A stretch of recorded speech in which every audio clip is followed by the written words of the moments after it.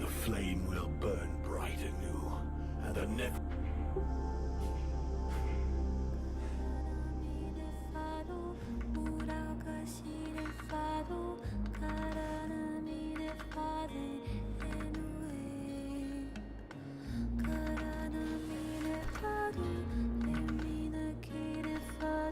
If I remove these spears, the Ice Lords will lose their power.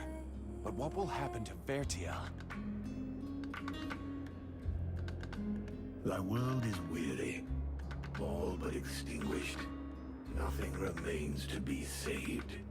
It must be cleansed. But inside me is all the power I need to regenerate my world.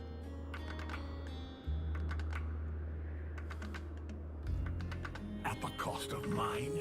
Do not think it. Vertiel needs the world heart. Thou canst not sacrifice it thus. There are still dragons, and this way the necromancers will be destroyed. The fire of the world heart is not completely out. It will burn bright again, in time. But without us, I forbid thee to do this. I will not die for thee.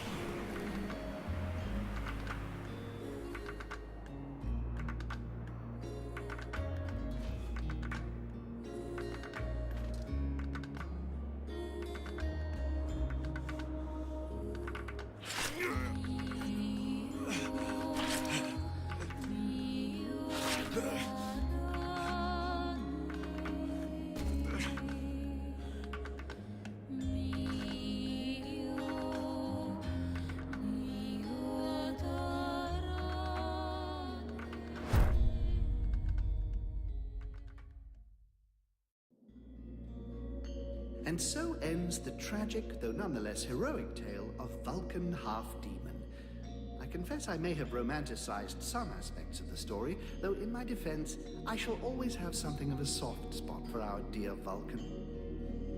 By releasing the World Heart's energy to the surface, he sacrificed himself in order to heal Vertiel and bring an end to the long winter. Ill-prepared for such a powerful energy surge, the Ice Lords were instantly reduced to cinders. I can tell you, no tears were shed at that funeral. Of course, it was only a few centuries before other would-be mages attempted to follow in their footsteps, though what wonderful centuries they were. With Captain Buffalo leading them, the Freeborn Blades legend grew, and they flourished for a time.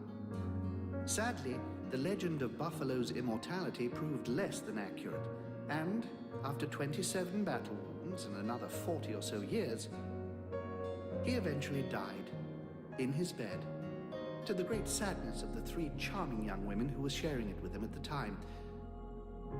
The Red Scribes... really, don't get me started on those imbeciles. Nonetheless, it would be uncouth of me not to mention how heartbroken young Sybil was by Vulcan's death. Proud to have fought alongside such a courageous companion, the beautiful young scribe lifted her head high and transformed her grief into purpose. She quickly gained the respect of her peers and was elected chief scribe shortly afterwards when Liestas died quite suddenly. Apparently, the fool succumbed after having imbibed a large quantity of a somewhat questionable nectar that he and his doctor had invented.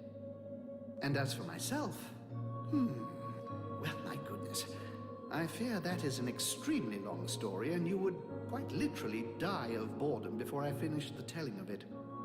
But you see, that's what I like so much about mortals.